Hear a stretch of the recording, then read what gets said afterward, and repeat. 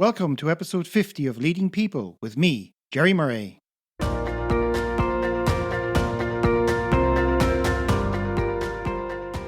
This episode is brought to you by Wide Circle, helping you make better talent decisions.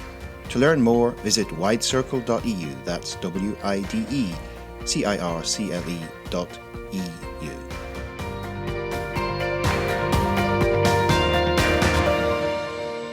Have you ever wondered what it takes to navigate the complex world of HR in a large, dynamic company?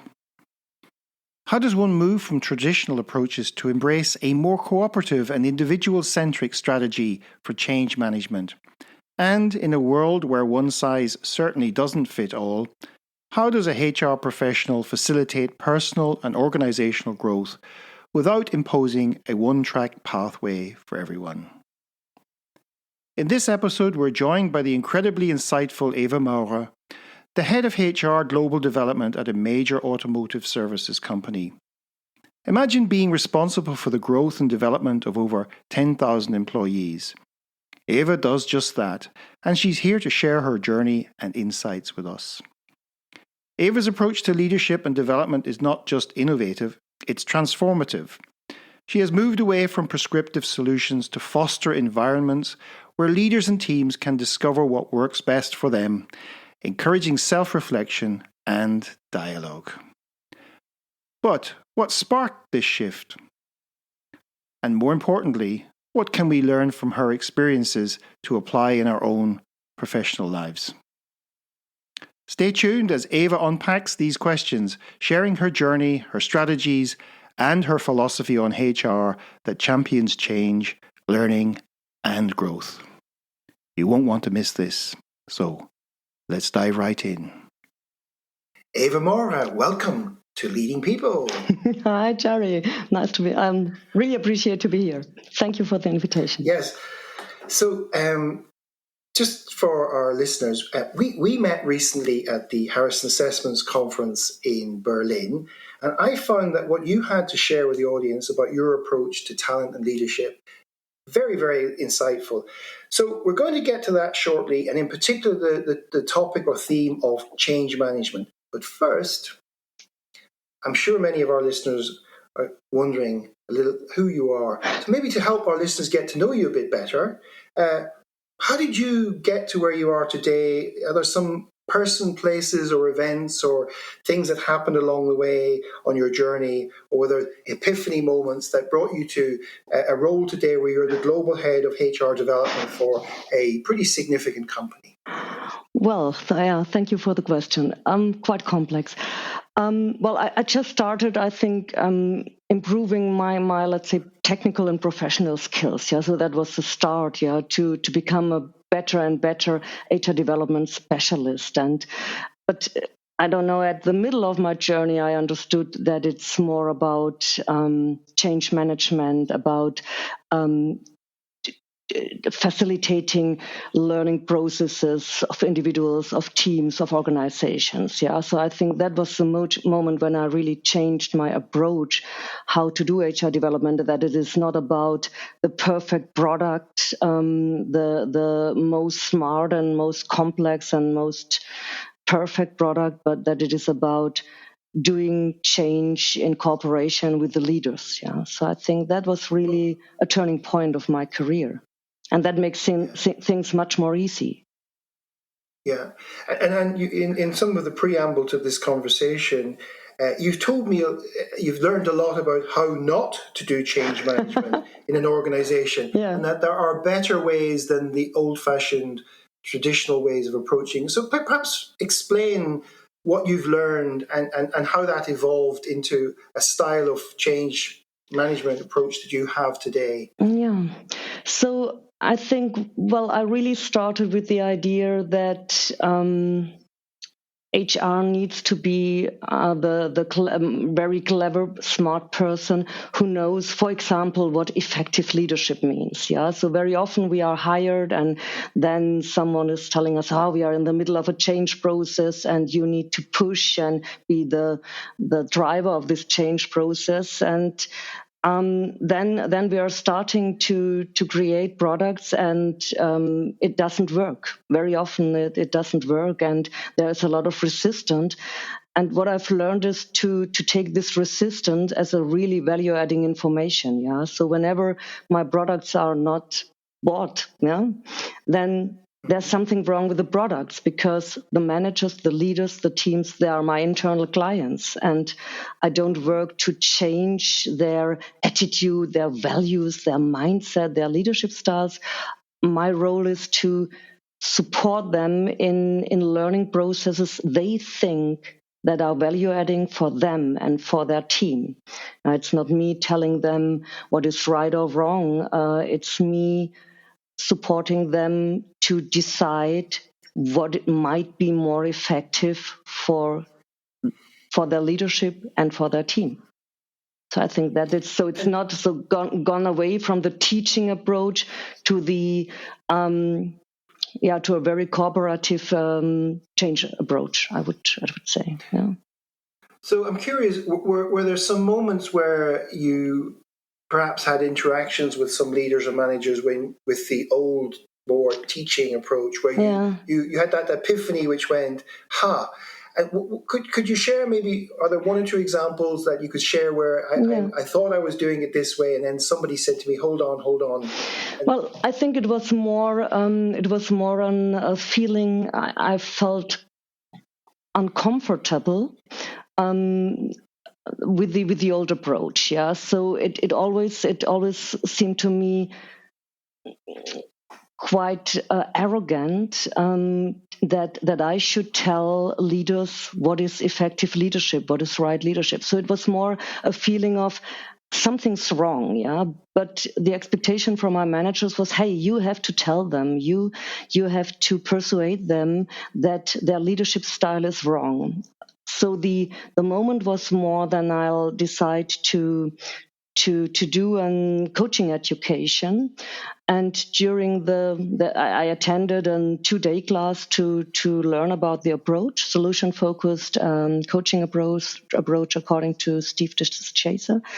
And there, this approach that, hey, the client is the expert, yeah, look at resources, do it together with your clients, let them decide what the goal of change, of leadership, or whatever should be. Help them to take decisions, to help them to recognize resources, to be successful in learning change processes. So that was this moment that I thought, okay, this questions everything what I've learned about HR, about change, about how to act as a headquarter function. And I thought, okay, it means to destroy more or less everything I've learned. And I thought about it 2 seconds, and then I decided, okay, I'll destroy everything what I've learned, or maybe not everything, but a lot of the general approach of HR. And then I did the education and changed my approach, and everything became very, very easy after this. So much more easy and so much more fun, because this teaching approach includes so much frustration, because the HR community, they want to solve problems. They want to support to a better company. They really care. Yeah. So they have really good, there are really good reasons behind. Yeah. And then they get a lot of resistance, and it didn't work. And they're suffering, yeah, and there's a lot of frustration in the HR community, and I get completely rid of this, because it's not me defining what my work should achieve. It's my client's decision. I give impulses, of course, and I facilitate processes like doing feedbacks on the basis of Harrison assessment, for example, facilitating feedback processes from the team to the leader, yeah, facilitating workshops where they could think about if maybe customer expectations changed, and that's a good reason to think about, should we change our approach as a team? So it's not that I'm doing nothing. Yeah, one of my team members sometimes ask me, what does it mean? Does it mean that we are doing nothing? Of course not, yeah. But we are doing it in a respectful way, in a cooperative way, and we allow individual learning journeys, yeah, individual change journeys, yeah, not one fits all, not trying to change the whole organization, the culture of the organization, and expecting that grown-up people are following concrete guidelines how to act in specific conversations. That's ridiculous. Yeah. Yeah, I mean, you mentioned to me before we did this conversation about this idea there's no right or wrong. I mean, we live in a very binary, black and white world today where there is an awful lot of conflict being driven by I'm right, you're wrong on both sides of. Right, you talk about understanding leaders' goals and values and that. Can you tell us a little bit more about how that approach works for you? In reality. So for example, when I started in my current company, my boss asked me to review the current employee appraisal process. Yeah, so very classical annual employee appraisal process, and of course there's a lot of leadership in it. Yeah, so there was a guideline how to execute this conversation, and I should review. And my first step was to ask the managers. I always talk to people, and I'm asking them, okay, how are you doing? How do you achieve the goals we wanted to achieve with an annual appraisal process? So how are you doing it in the day-to-day practice? How do you measure performance? How do you ensure employee satisfaction and the things you would like to achieve with an employee appraisal process? So how are you doing it? And so I'll give the message. I'm quite sure that you know how this works. You have some expertise on this. You are not the silly technical leader who needs to be taught by HR. And then I'm always asking, okay, my boss told me I should change this process. What I should definitely not change. So I always wanted to know what should be kind of beware. Is beware an English word? Yeah. So what shouldn't be changed because it's important to you, because it's maybe part of the informal culture, of the informal values of the company, what is important. And then I'll really ask, okay, what is useful in the old process? What is not useful? Do you have some ideas? What should be the impact of this process? Not the details, but what do you think we should achieve with this process?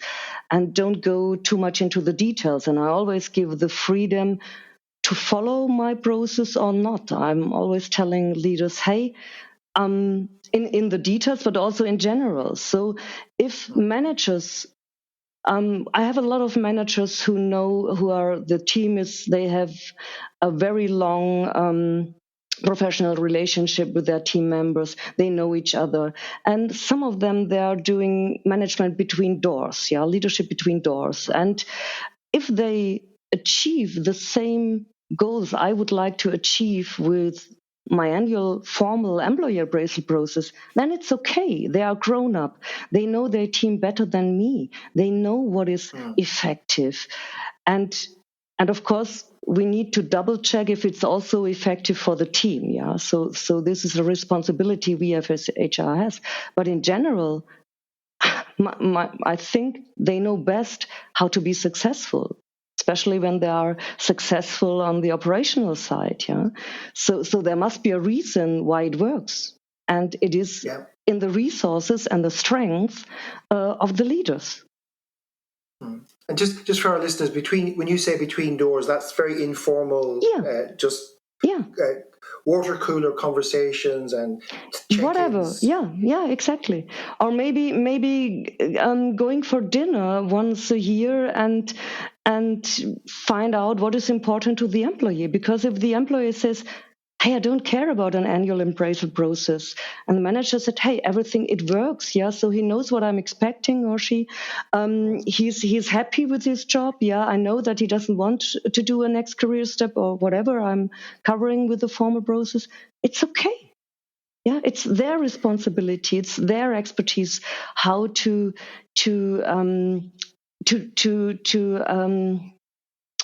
manage their relationship and to manage performance, to manage employee satisfaction. Of course, we need to double check, yeah, because sometimes it doesn't work for the employee. And then we need to facilitate again a process where both decide together, hey, it might be useful to change something. But it's not me teaching them what they should change. Enjoying the insights and inspiration? Make sure to catch every episode by subscribing to Leading People on your favorite podcast platform. And please take a moment to rate us. Your feedback makes all the difference. Remember to follow us on our social media channels and join our LinkedIn group for more content and connection with like-minded professionals. Stay connected, stay informed, and let's grow together. Who should evaluate leaders then? The team. The team, because leadership is a service, and in the end, there are two sides of leadership. Yeah, so we are expecting the leader to be successful. Yeah, that the performance of the team works. Yeah, and on the other side, that people are happy and that they have the framework for being successful and enjoying their job. Yeah. The performance part we are measuring more or less every day, yeah, or maybe weekly, yeah. So this is nothing I need to push, yeah, because it is pushed by finance and by the CEO, and the employee part should be measured by the employees, because I don't know what a specific employee needs to be successful and to be happy in his or her job. How should I? And how are you going about that kind of measurement process then, in terms of better understanding whether the employees are satisfied with the leadership styles that they're experiencing? How do you go about that? Well, one thing is that I'm facilitating self-assessment processes. Yeah, so I mentioned Harrison assessment. So of course, we have an idea what effective leadership could be, yeah? But it's only a proposal. Yeah.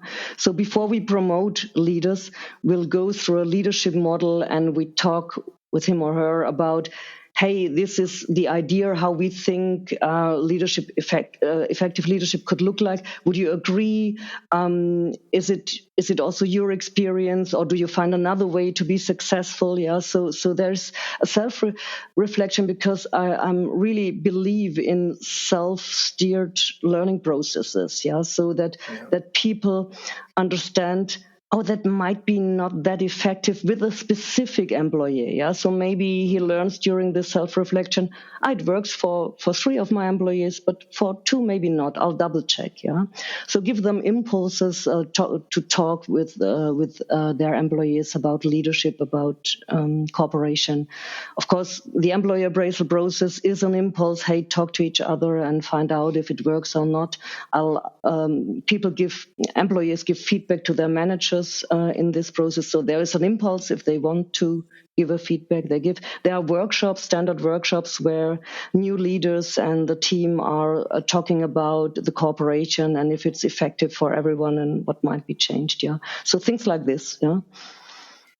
Yeah, and also we are asking employees within the onboarding, hey, is everything okay? Is the cooperation, does it work with the manager? Yeah, so there's several processes and tools and products in which we ask the employee, hey, does it work or not? And in which we encourage to talk about this and double check if everything is okay. Yeah. I'm hearing a lot which seems to reflect a word called dialogue, where there's a lot of people communicating, it seems to be encouraged. You're interacting with managers, employees are interacting with. Would it be fair to say you encourage this idea of ongoing dialogue?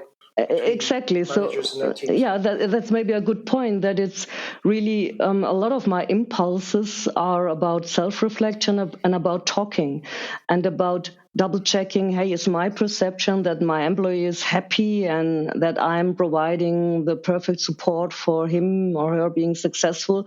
Double check, talk to them, ask them if they want to do an employee appraisal or not. Yeah, is it important to them? Do they need more orientation? Ask him, because I don't know. I have an idea that it might be useful, to do this, but maybe it's not, and then prioritize, but ask your employee. I think that's it. And you talk about supporting leaders in their own learning process. Yes. How do you typically do that? How do leaders feel about, for example, if a leader starts to struggle? Because sometimes leaders may find or think that they have to know it all. And you mentioned this at the beginning. You started off thinking sometimes HR doesn't really need to know everything, but actually you discovered maybe not. So how do you help a leader that may be struggling out there for whatever reason? How do you work with somebody to help them better understand themselves and that? First of all, I trust the manager of the manager, that he is able to support his struggling manager. Yeah. I assume so, because they are senior leaders. They have a lot of leadership experience. So I trust them that they can deal with this by themselves. And if not, well, sometimes they're coming to me, or sometimes employers are coming to HR and saying, hey, it doesn't work. And then there are different processes and products and tools to deal with this. We are still doing training,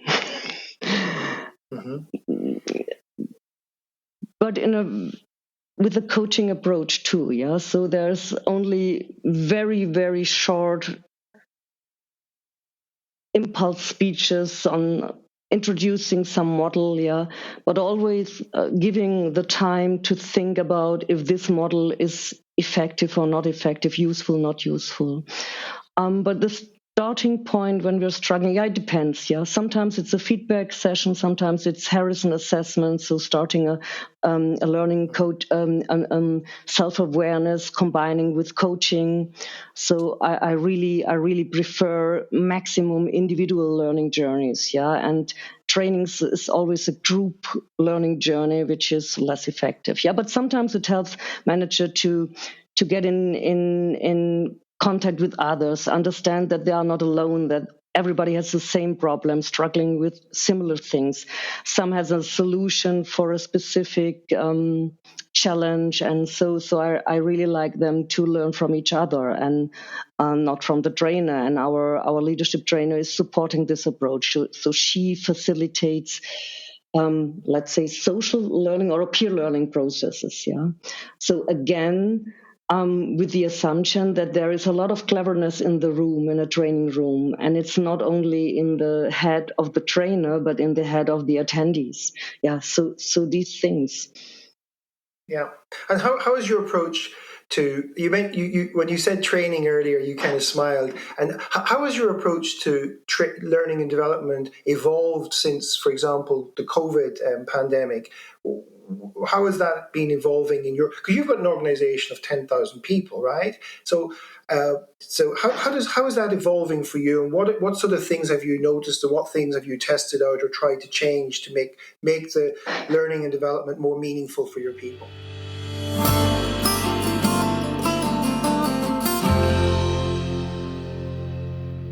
In the next part of our conversation, Eva talks about the digitalization of learning and how this facilitates self-steered learning. She also highlights the benefits of active practice over active learning in transferring what's learned in a training program into the workplace. And she explains how turning a former 3-day in-person classroom program into an 8-week online program with more regular sessions and check-ins has given more meaning to how the learning gets transferred to the workplace, which is always a challenge when it comes to measuring the effectiveness of training in the first place. So, back to Eva. Well, to be honest, we haven't changed a lot because we were digitalized 3 years before. Because in an organization with 100 subsidiaries, you cannot learn face to face. So it was when I started 7 years ago. It became clear after 3 months that the face to face approach of learning wouldn't work. So we already did a lot of self-steered learning, so that people are really get some impulses in 90-minute live webinars, but then going through their own self-reflection, practicing in the day-to-day business, not in silly role model place. And so it was already there, So let's say the format was there. But I think your question, you're asked for something else, So if we I just wanted to because you're an expert in this. I mean, you've mentioned there the distinction between active learning and active practice. Active learning is role playing in trainings. Active practice is taking it into the workplace. A lot of people are obsessed with active learning. It does have a place in training, but active practice is more effective because people take the learning and figure out whether it works in their job, because that's the purpose of training people in the first place, is to do something in their work, right? And this is why we are practicing when we are doing a training on critical conversations and critical feedback, classical tool.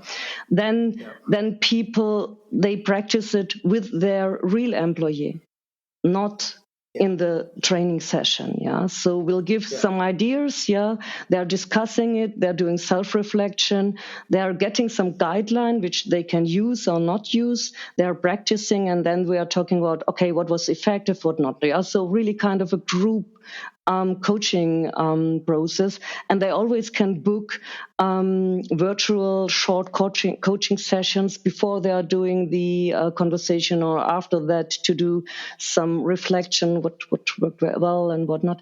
So we already implemented a very individual way of learning, because people are different, and people, I'll trust them that they are grown up and resourceful enough to decide what they need to learn and what doesn't make sense for them. And you talked earlier about impact and achieving results. What impact have you seen? You said you were digitalized before the COVID pandemic. What impact have you seen with this more individual approach and more applied, active, application of the learning in small chunks, transferred to the workplaces? What impacts are you seeing? Difficult to measure. So I really there was no alternative, because we definitely don't let people travel around the world to attend face-to-face meetings. So in the first step, it was really, let's say, a solution of a problem. I couldn't put them into a classroom. But then the feedback was really great. But of course, I cannot measure exactly. There is no physical measurement on the impact of leadership trainings. But people really appreciated the respectful approach, and that I also adapted the product to their available time, and that they need flexibility. And some of them couldn't compare, so they have no comparison, the old classroom and the new learning journey, because before we did this digitalized version, there was nothing outside of Germany. So in Germany, we had classroom trainings. Outside, we had nothing. And in Germany, there was a mixed feedback, So some would prefer to do it in classroom trainings, but in the end, they said it's not possible for me, or it's very difficult for me to attend a 2-day classroom training.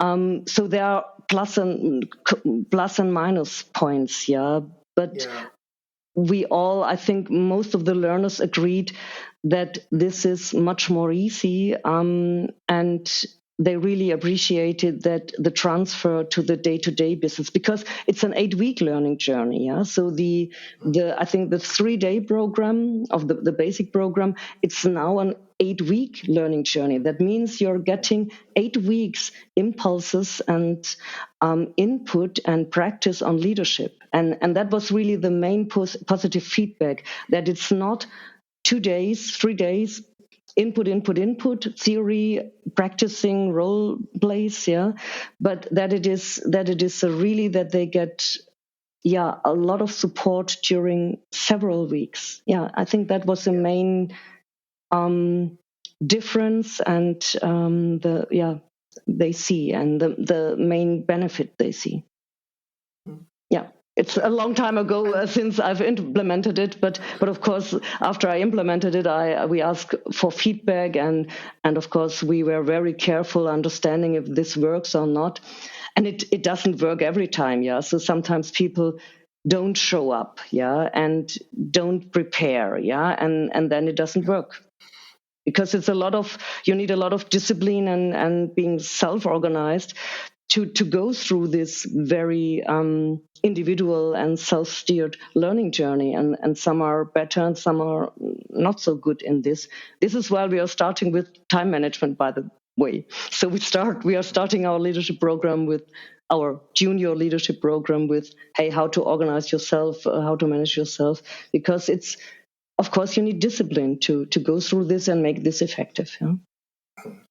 Now, I'm putting myself in the shoes of our HR listeners, and some of them might be wondering, how does Eva communicate her philosophy to her extended HR team around the world? What experiences have you had of instilling this idea that it's all about us learning solutions, serving the leaders, etc., and maybe some cultural bumps in the road that might occur sometimes? What's your experience of that? Well, again, I don't teach them. Mm-hmm.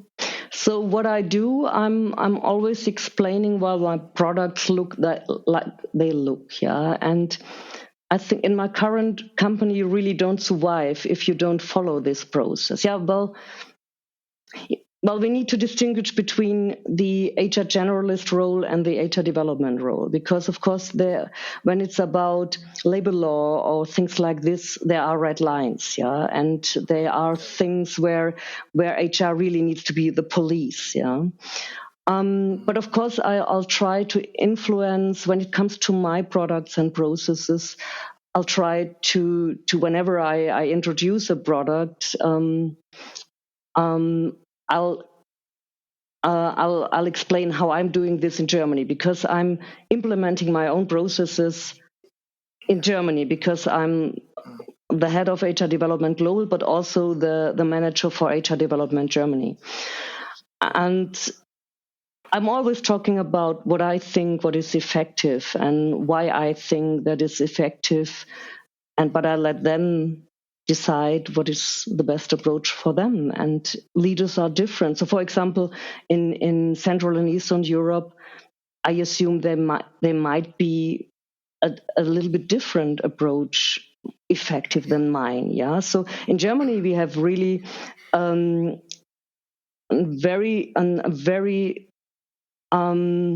I really love the informal leadership culture of the German management team. Yeah, so it's really easy. Yeah, but there are maybe other parts of the world. Yeah, where a different approach is necessary. Yeah, and it's not me to decide how my HR colleagues who are competent, when they're asking, okay, but first I assume that they are competent enough to make this successful. Okay, so coming to the end, and to synthesize everything, what is that one takeaway that you want the audience to get today from your experience, what you've learned over the years? Don't be too much in love with your own products, and I'm always open to destroy everything I've built up on a very regular basis when it isn't value adding for my clients. And it's not easy. And sometimes I'm struggling. Of course, sometimes I'm also proud on what I implemented, but I need to be ready to destroy everything if it's not value adding for my clients. How can people get in contact with you, Eva?